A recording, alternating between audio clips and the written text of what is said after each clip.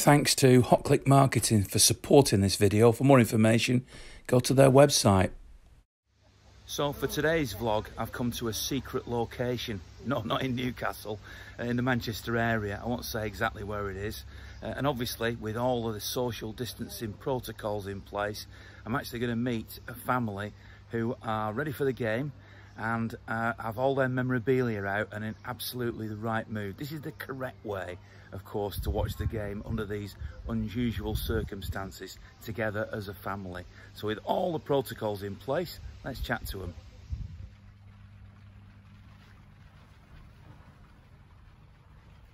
Hi, I'm Karen Halford, Bernard's wife. A big city fan. I'm here with my family to celebrate this afternoon's game. Can't wait. Hi, I'm Gary Henderson, Bernard Halford's brother-in-law, and I say we're with the family and can't wait for the match to start. Hi, I'm Olivia and this is my sister Claudia and we're Bernard Halford's nieces. So how excited are you about this Newcastle game? Can't wait, we love the FA Cup, one of the best trophies that we can win, hopefully. You've surrounded my memorabilia here, a lot of stuff I suppose that Bernard would have collected over the years. Oh yeah. It's like an Aladdin's den, this, isn't it? Certainly, there's a lot more in the loft as well, but limited space, but yeah, pick the best bits out for us, yeah. What memories have you got of the FA Cup then? You must have some great tales. Well, in 1981, I wasn't allowed to go to the replay. We replayed it, didn't we? Yeah. And I wasn't allowed to go. Being the only girl in the family with three brothers, I was nominated to actually take my mum down to Somerset to visit her aunt. So as I'm driving down the motorway, I'm looking at all these scarves hanging out the window going, and I wasn't allowed to go, but that's one of my memories of it, of course. But say all the lads went, but you know, now it's a little bit of a different world where women do have an opinion on football. We enjoy it as much as the guys, and so yeah, that's it. Bernard lifted the FA Cup. Oh well, that is the best moment ever. It was only half an hour before he lifted that cup that we actually got to know about it, and I believe it's 107 steps because he told everybody, and they actually said, do you think you could make it? He said, I can fly up there. And it was one of the proudest moments of my life, and you know how much memorabilia Bernard had. There's two pictures still hanging in my hallway. And my favourite is the one of him lifting the cup. Wonderful. You know? So how does it feel? I mean, you were inevitably going to be City fans, weren't you? Yes. I've got a little girl now. We do have a debate over the two football teams in Manchester. But no, we was always going to be Blues. Yeah, every match there. Have you got favourite players? I mean, obviously Aguero's out at the moment, so... One of my favourite players was Joe Hart. And down here is Joe Hart's shirt. And I had a little crush on Joe Hart, and when he signed the shirt for me, I was bright red, and that is one of my favourite. It was up in my bedroom and everything, that shirt, but he was always one of my favourites. So where are you going to watch the game? I mean, obviously the weather can be good or bad. Have you got plans for that? Yeah, well, at the moment with everything that's been going on, we've got a new projector and a massive screen to put it out, so all the family can sit and watching it together like we always do. And if it's raining, you'll luggle in and watch it here, will you? Cosy bar, absolute cosy bar. But as long as we're all together, that's all that matters. What a lovely secret den. Enjoy the game. Okay. Thank you. Bye. I think overall we see in general better teams winning football matches. I think is fair to say. I think everybody you're taking a major element away from the game. The fans, it's a massive thing. Can have really sort of profound positive and negative effects on players. And if you're taking away those negative effects and letting people play with confidence and freedom, then I think the better players, the better teams will prevail, and I fully expect that to happen today. We're looking for Kevin De Bruyne to hit another one of those fantastic free kicks on his birthday, aren't we? Yeah, no, absolutely. I mean, he's done that before, and he's scored wonder goals at Stamford Bridge before, hasn't he? But no, he really has come back. I don't think it's any surprise to anybody that he's really come back and hit the ground running. you know, we know he's a top 10 in the world player. I think has been for a good few years, and hopefully we'll continue to sort of reap the benefits of that over the next few years, and hopefully in the absence of David Silva moving forward, you know, I think we all want Phil Foden to sort of take that position and make it his own. You look at Phil; he's a special talent. He was when he came to us in our junior academy through Terry John's recruitment policy, Terry and Barry, and you know, the way he's developed. I saw him a few years ago in Switzerland in a tournament just after I'd retired, and it was interesting to watch him because he was starting to put on this growth spurt, and this is where I think you need a lot of patience with young players, because he wasn't the best player in that tournament. Now, if every one of those players was to congregate again in the same tournament, without doubt, Philip Foden would be right up there at the top. So, you know, this is always the hard part about development: patience, time, and always you've sort of got to live in the future in development. You're always going to picture where they're going to be further down the line, and the good ones get it right more than people that make mistakes. And I think that's why so many people get released when they're leaving school and go on to become top players, because maybe people just miss the message. Hi guys, my name is Mbumi, and I'm from South Africa, but living in Australia right now. This game, I think, is obviously quite important. You know, Man City have had, I think, quite a tricky season. Played really good at times, and I think this is just one of the things that we can chase and, you know, kind of bring home again. It's kind of becoming our competition, and I think it's quite important to keep it at home. I mean, Liverpool have done so well this season, so it would be nice to kind of have some trophies to kind of to show how good we've been doing too. Yeah, I don't think you can speak about Man City without Kevin De Bruyne right now. Absolutely love him. I've played football myself, and I wear number 17 because I think he's absolutely amazing. You know, also Aguero, like the legend. You can't speak about City without him too. So definitely those two mostly. It's a pity he's not playing tonight, because we all know how much he loves to score against Newcastle. We've got a clear run at the FA Cup, so I'm expecting us to go as full of strength as possible today. He expects us to win, and expects us to win it, actually. Do you think that the fact this is in an empty stadium now is going to help City up at Newcastle? Yeah, it's normally a pretty hostile environment at St James's Park. So I think, to be honest, Ian, any ground now with no fans is anybody's. I think the stats in the Bundesliga and stuff like that are the away team actually have won the biggest percentage of games. So I fully expect us to win. What will be, because it will be for Manchester City when it's meant to be. And I just believe that.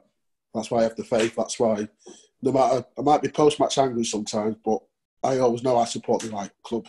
There's no club in the world I'd rather support, absolutely, no matter what division. So there you go. Getting a bit emotional now. I need to calm down, but that's what this club does to me. That's how it makes me feel. And people don't understand it. And I think, how can you not be as passionate? I don't know one City fan that isn't passionate about City. You can't be fair weather to support this club.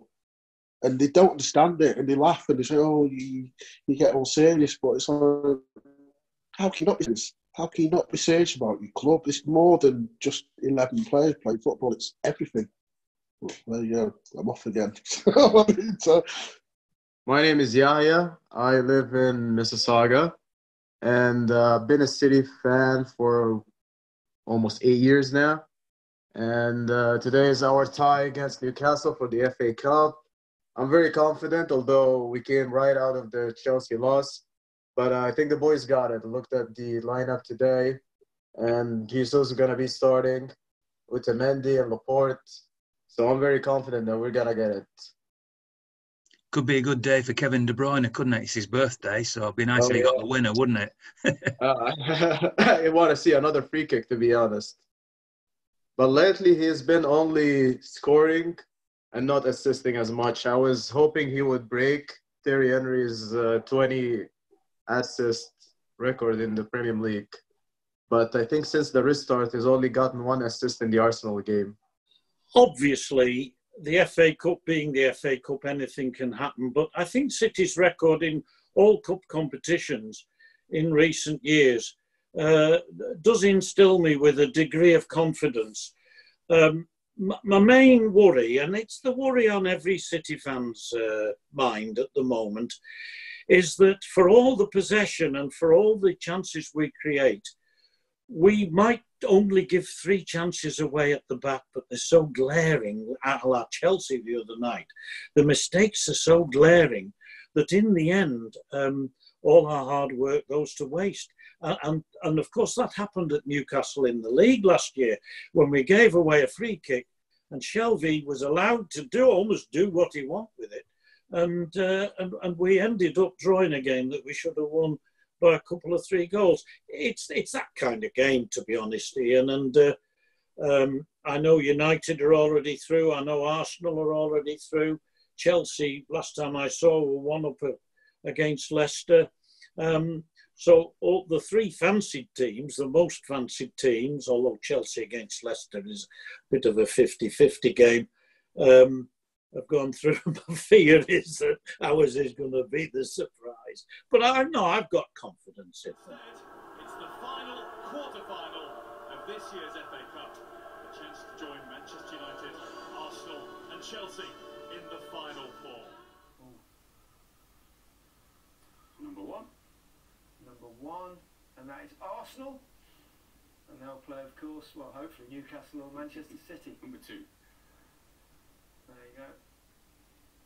First half penalty from Kevin De Bruyne. And then a super strike midway through the second half from Raheem Sterling. It was a stroll, to be fair, wasn't it?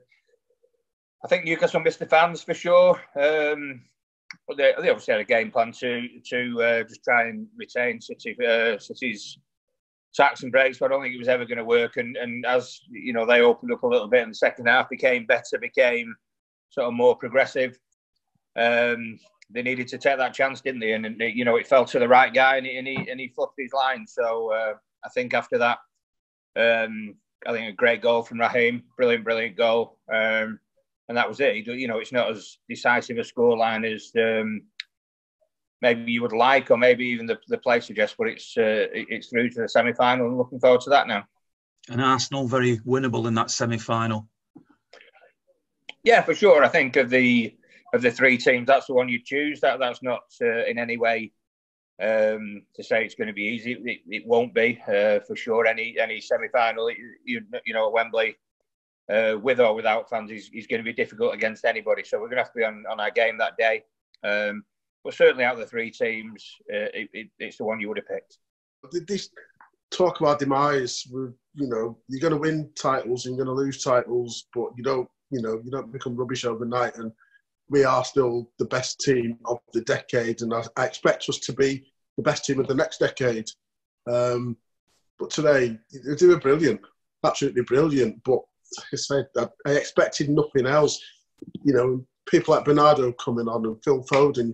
What's it? Hell, these players, you know, they're all gearing up. They're all getting into the stride, and it just augurs well for the future. And these players, you know, they care. People kind of, I don't know why. It's time and time again. They seem to think City players come to City because they don't care. Why do you spend your whole career at the Etihad and not care? So they're going to be hurt after, you know, because basically they give the league away. But 2 pieces of silverware, semi-finals of the FA Cup again, you know, and in the driving seat in the Champions League. I'm a little bit disappointed we didn't score more than 2. I thought football at times was absolutely exceptional.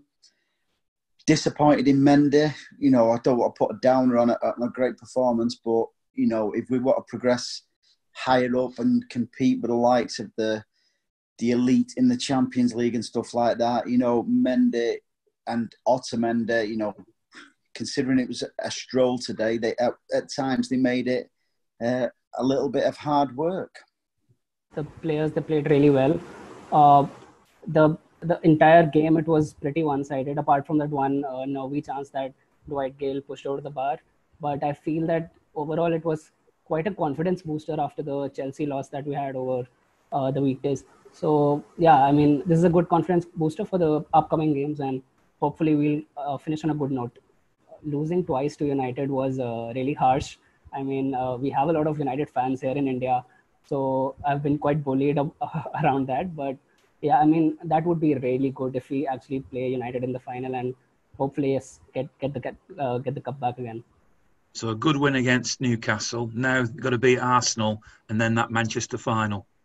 Definitely. Like, I mean, I would go for a Manchester final rather than a Chelsea game again, because again, like I mentioned, they've beat us twice and we actually deserve a win against them in the season, right? I was there for the very first time they met at Wembley in the 2011 semi-final when Yaya Toure scored the only goal of the game. And then there again for the